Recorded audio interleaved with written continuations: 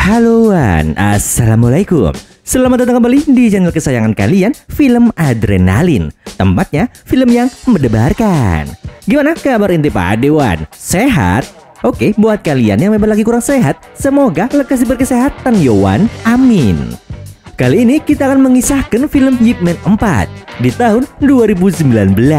Penasaran bagaimana tonjok-tonjokannya? Langsung saja miringkan HP kamu, lemparkan kenangan bersama mantan, karena film adrenalin dimulai.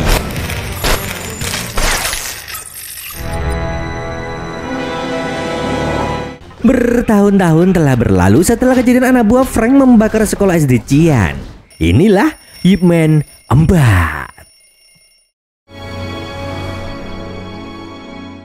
4 tahun telah berlalu sepeninggalan mendiang istri Ip Man yaitu Cheung. Kini Ip Man hanya tinggal berdua dengan anaknya Ip Ching di Hong Kong. Sedangkan anak pertamanya Ip Chun masih bersekolah di Foshan. Kemudian pada tahun 1964 Ip Man pergi ke Amerika Serikat, tepatnya di San Francisco, untuk mencarikan sekolah bagi anaknya Ip Ching. Di malam itu Ip Man sedang menonton muridnya yaitu Bruce Lee yang sedang berlaga di turnamen kanuragan internasional. Di saat itu, Bruce Lee sudah sukses di Amerika. Sampai-sampai dia sudah membuka perguruan bela diri Jeet Kune Do dengan banyak murid. Dan bahkan Bruce Lee ini sudah merilis buku tentang kungfu. Melihat si Bruce Lee bertarung, Ip Man pun terlihat bangga sekali.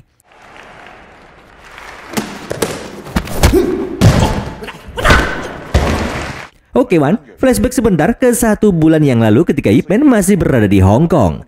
Ternyata Ip Man yang waktu itu sudah berumur 71 tahun telah divonis mengidap kanker seperti istrinya Cheung. Dokter menyarankannya untuk berhenti merokok dan melakukan kemoterapi untuk memperlambat penyebaran tumor di lehernya.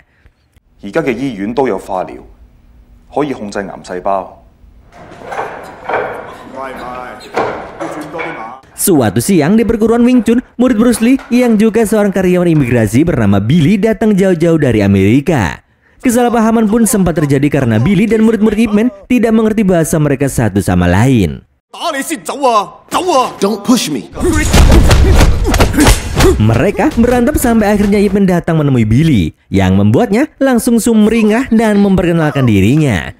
I'm a student of Bruce Lee. My name's Billy.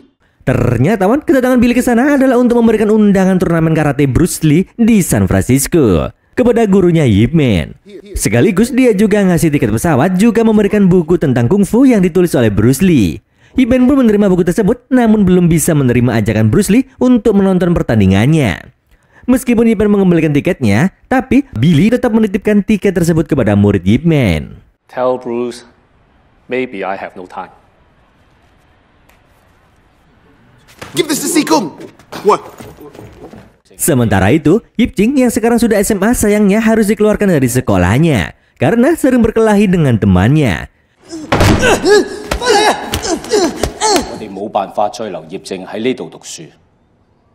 Ip Man meminta agar diberi kesempatan lagi kepada kepala sekolah, tapi sayangnya sudah tidak ada toleransi lagi. Ip Ching disarankan untuk pindah ke SMA di Amerika sana dengan peraturan yang lebih longgar. Hubungan Ip Man dengan anaknya Ip Ching tidak begitu baik. Dia jarang berbicara dengan ayahnya dan juga sering membantah Ip Man. Bahkan si Ip Ching ini berani bertengkar dengan bapaknya ketika ada tamu yaitu Fatsu. Ip Ching tidak ingin pindah ke Amerika karena dia lebih suka belajar bela diri ketimbang sekolah. Kata-kata Ip Ching membuat Ip Man melepaskan emosinya dan menampar Ip Ching.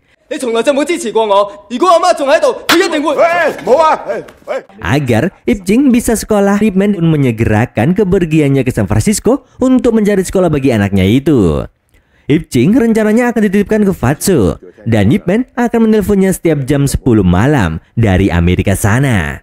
Singkat cerita, Ip Man pun berangkat ke San Francisco menggunakan tiket dari Bruce Lee. Dan sesamanya di sana, Ip Man dijemput oleh Leung Kang, teman sekampung dari Hong Kong yang pernah membantunya mendirikan sekolah Wing Chun. Leung akan mengantar Ip Man bertemu kepala asosiasi kebajikan Tiongkok untuk mengurus surat rekomendasi sekolah bagi anaknya. Meski berada di Amerika, daerah pecinan persis seperti di Hong Kong. Banyak toko-toko yang penuh dengan tulisan Mandarin dan juga banyak orang Tionghoa yang sudah menetap di sana. Sesamanya di pecinan, Ip Man pun disambut oleh guru Luo yang dulunya juga pernah berduel dengan Ip Man di Hong Kong. Guru Luo lalu memperkenalkan Ip Man kepada guru-guru kungfu di pecinan, yang mana dipimpin oleh Wan dengan bela diri Tai Chi-nya. Tapi guru-guru di sana seakan-akan tidak menaruh respect dengan tidak membalas salam dari Ip Man sama sekali.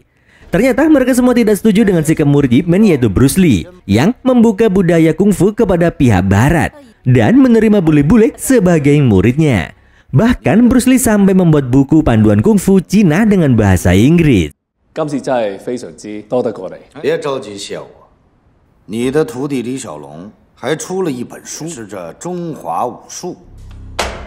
Sebagai ketua yang memang sudah lama tinggal di Amerika, Wan merasa sudah paham betul dengan keburukan orang-orang barat. Dia tidak akan pernah percaya kepada mereka. Wan pun meminta Ip Man untuk menyelesaikan masalah tersebut dengan menyampaikannya kepada Bruce Lee. Tapi jelas saja Ip Man menolak. Karena menurutnya Bruce Lee sedang membantu penyebaran budaya Tiongkok yang pastinya akan mempererat tali persaudaraan sesama manusia. Yang saat itu belum lama melewati konflik Perang Dunia Kedua. Tapi orang bernama Wan ini terus memaksa Ip Man dengan halus untuk mengikuti kemauannya. Dengan iming-iming bisa diberikan surat rekomendasi sekolah. Tapi karena Ip Man masih menolak saja, tiba-tiba... 你们两个有这个本事吗？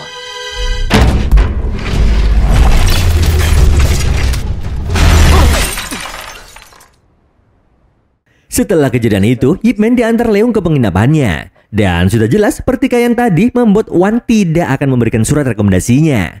Beruntungnya, Leung punya kenalan yang mungkin saja bisa membantu Ip Man mendapatkan surat rekomendasi tersebut.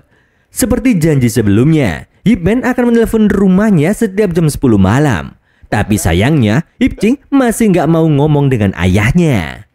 Di keesokan paginya, Ip Man diajak Leung bertemu dengan temannya yang seorang pengusaha bule bernama Mr. Wright. Sayangnya Mr. Wright ini menolak membantu membuatkan surat rekomendasi karena setiap harinya banyak imigran Tionghoa dideportasi dari Amerika akibat jadi kriminal. Mr. Wright pun tidak ingin merusak reputasinya sebagai orang terpandang karena dia belum begitu mengenal Ip Man. Beberapa hari kemudian Ip Man pun mendatangi turnamen karate di mana Bruce Lee sedang berlaga di sana. Banyak sekali penonton bule dan beberapa orang Tionghoa melihat pertandingan itu. Meskipun Bruce Lee mendemonstrasikan skill kungfunya dengan sangat keren, tapi tetap ada aja orang Amerika yang menyepelekannya. This match is fixed. Just...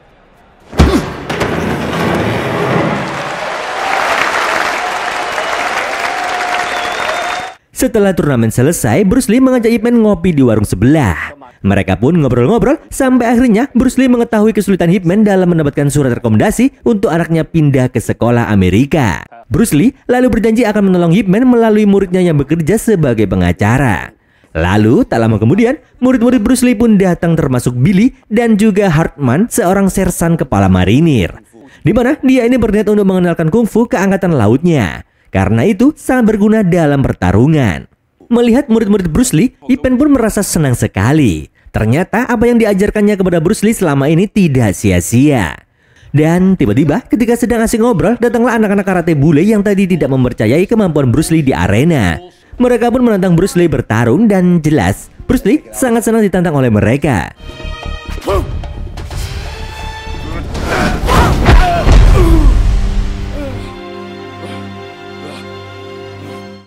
Setelah berhasil mendapat surat rekomendasi dari muridnya Bruce Lee, Ip Man pun mendatangi sekolah swasta eksklusif bernama SMA Sullivan dan bertemu kepala sekolahnya. Tapi sayangnya, meskipun surat itu ditulis oleh seorang pengacara sekalipun, pihak sekolah masih membutuhkan surat rekomendasi dari AKT atau Asosiasi Kebajikan dari kumpulan orang-orang pecinan Wan. Karena AKT berfungsi sebagai penjamin untuk iuran sekolah. Ip Man pun lalu mengurungkan niatnya untuk masukkan Ip Ching ke sekolah itu. Karena bu kepala sekolah malah menawarkan bayar $10.000 agar anaknya langsung diterima di sana. Di waktu yang sama, anak gadis Pak Ketua AKT yang bernama Yona ternyata juga sekolah di SMA Sullivan. Dia menjadi sasaran bully oleh teman sekelasnya yaitu Becky beserta gengnya.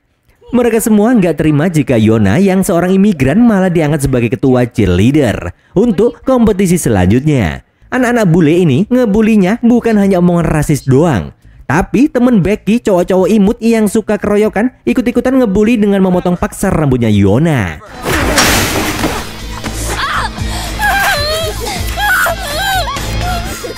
Ternyata boy, Ip Man yang baru selesai bertemu kepala sekolah melihat kejadian itu dari kejauhan dan langsung menolong Yona.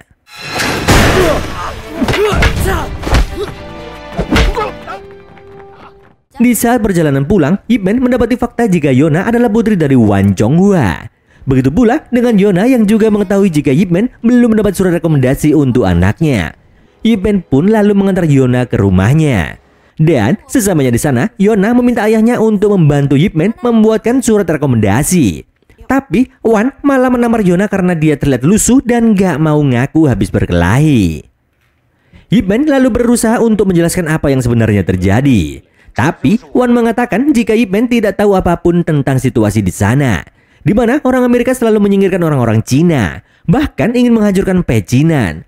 Seperti biasa, dengan bijak Ip Man mengatakan jika Wan seharusnya bertemu dan berkomunikasi langsung dengan pihak Amerika agar bisa terjadi perubahan.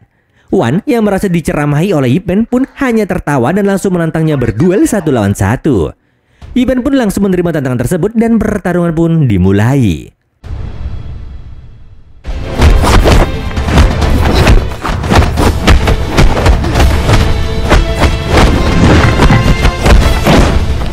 Duel antara mereka terjadi dengan sangat sengit.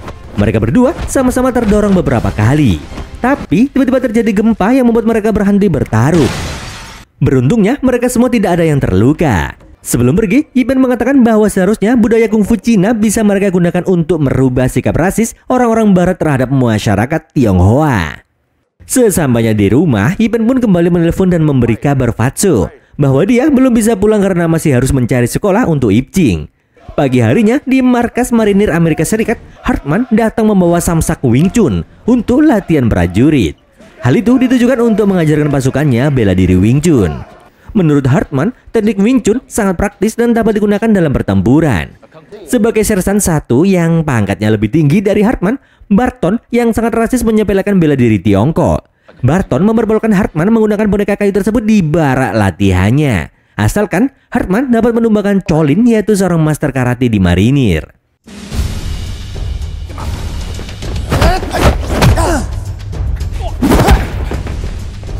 Dalam duel 1 lawan 1 tersebut, Hartman ternyata kalah.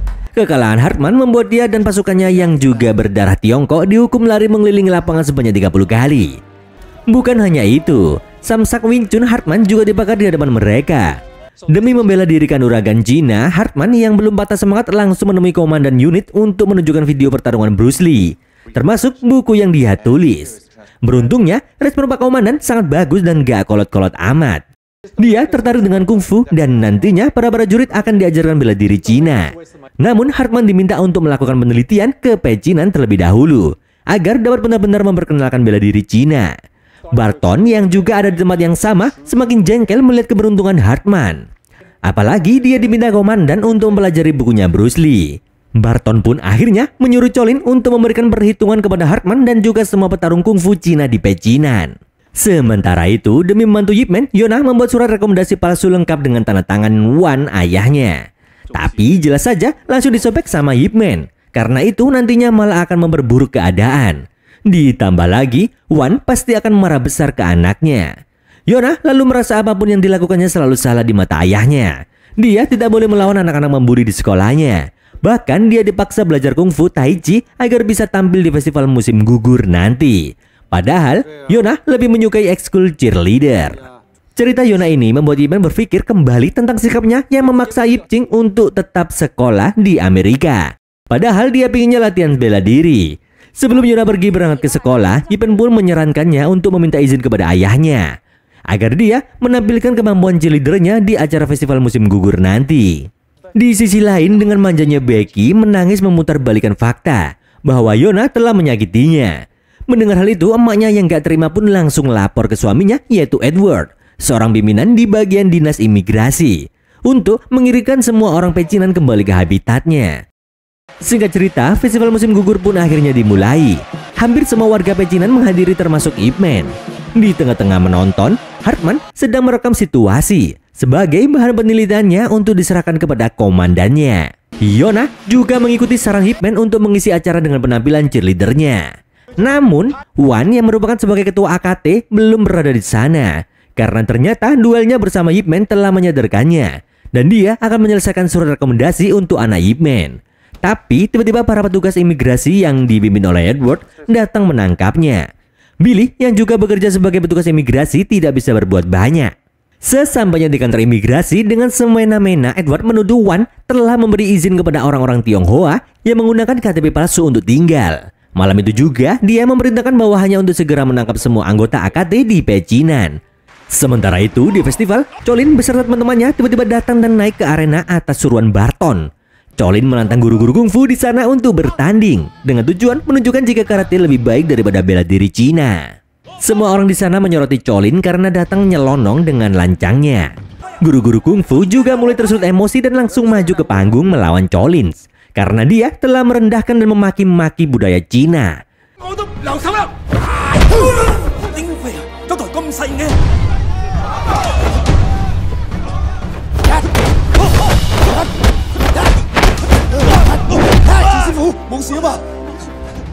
Lady, I'll show you no mercy.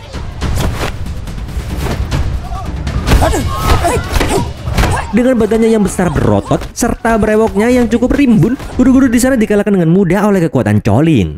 Tapi karena Colin hampir membuat nyawa salah satu Sifu melayang, Ip Man langsung turun tangan.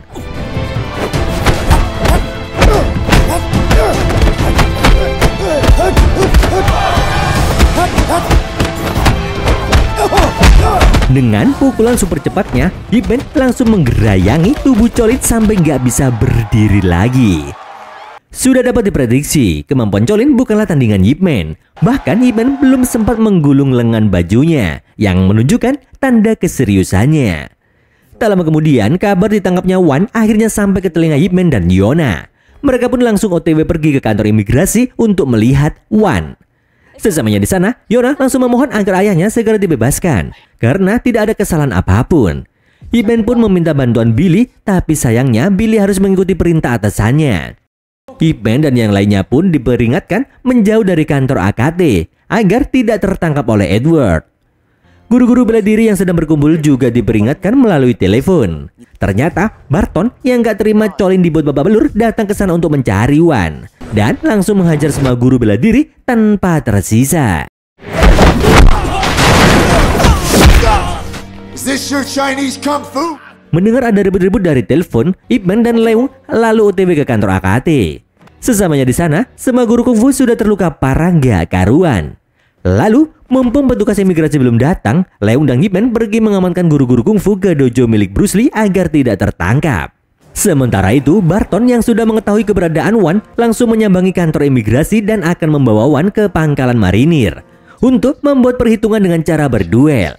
Yona pun memohon sambil berlutut kepada Edward agar ayahnya dibebaskan.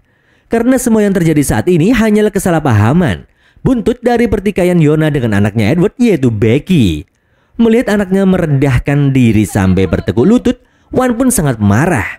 Dia memaksa Yona untuk berdiri, dia nggak mau anaknya menyerah kepada pihak asing. Dengan jengkelnya, Wan pun lalu menerima tantangan Barton untuk melawannya di markas marinir.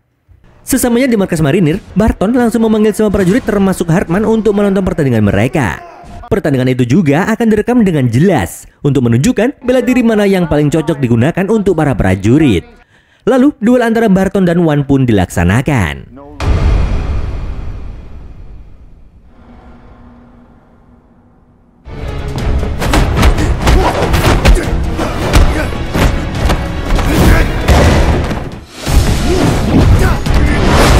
Meskipun Barton sudah diserang berkali-kali, sayangnya Wan masih kalah durability-nya dengan Barton.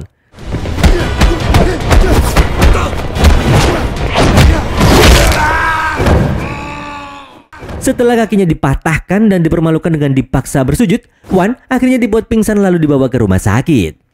Sementara itu, di dojo Bruce Lee, para guru kungfu akhirnya berdamai. Di sana mereka diobati oleh murid-murid Bruce Lee. Mereka semua pun sadar, sebagai sesama orang Tionghoa, sudah selayaknya saling membantu satu sama lain. Tak lama kemudian, Bruce Lee mendapatkan telepon dari Hartman bahwa Guru Wan telah kalah duel dan sedang dirawat di rumah sakit.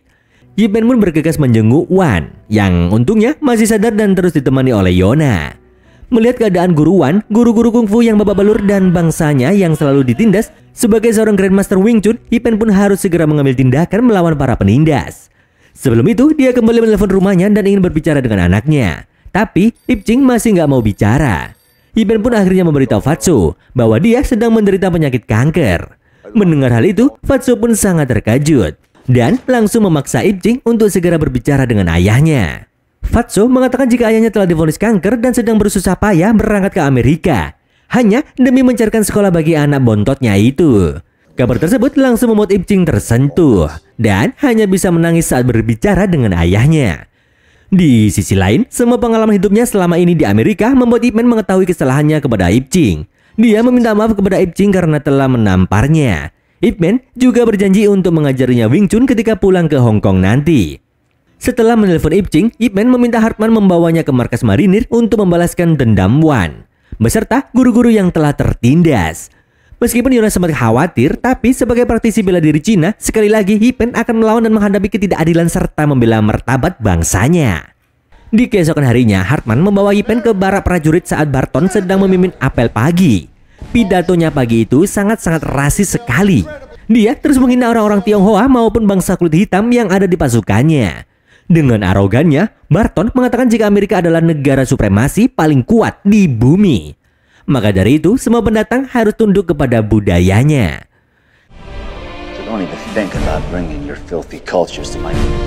That understood. Tak lama kemudian, Hartman datang bersama Ip Man. Dengan lantang, Hartman memberitahu jika Ip Man lah yang telah mengalahkan Colin. Dan sekarang giliran Barton yang bakal dibuat perkedel kayak Colin. Barton pun menerima tantangan tersebut. Dan pertarungan akan dilakukan tanpa peraturan apapun sampai koit.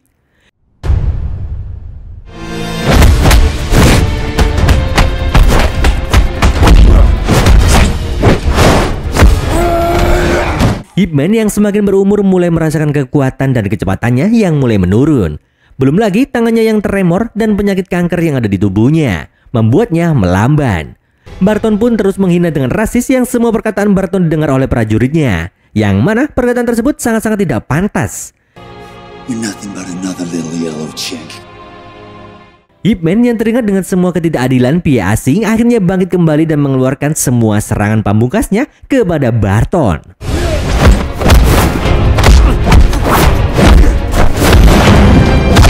Pukulan beruntun super cepat, serangan mencolok mata yang pernah dia gunakan ke Frank, pukulan perusak otot ke Twister, dan juga tinju pematah leher ke Miura. Seperti pahlawan biasanya yang menang belakangan.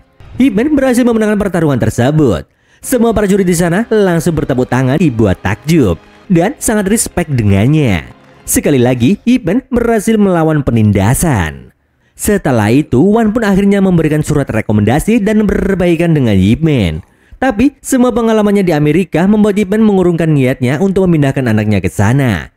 Ip Man mengatakan jika rumput tetangga tidak selamanya lebih hijau dari rumput sendiri. Sebelum pergi ke bandara, Yona memberikan titipan obat Fatso dan juga oleh-oleh dari Amerika. Sesamanya di rumah, Ip Man langsung disambut oleh Ip Ching. Sejak saat itulah hubungan mereka semakin erat. Ip Man mulai mengajarkan anaknya Wing Chun sesuai dengan kemauan Ip Ching selama ini. Pada tanggal 2 Desember 1972, Grandmaster Wing Chun Ip Man yang berumur 79 tahun mengembuskan nafas terakhirnya akibat kanker di leher dan kepalanya. Semasa hidupnya, beliau selalu mengedepankan keadilan dan kepedulian sesama umat manusia, apapun status ekonomi dan kondisinya. Dan kemudian, tamat.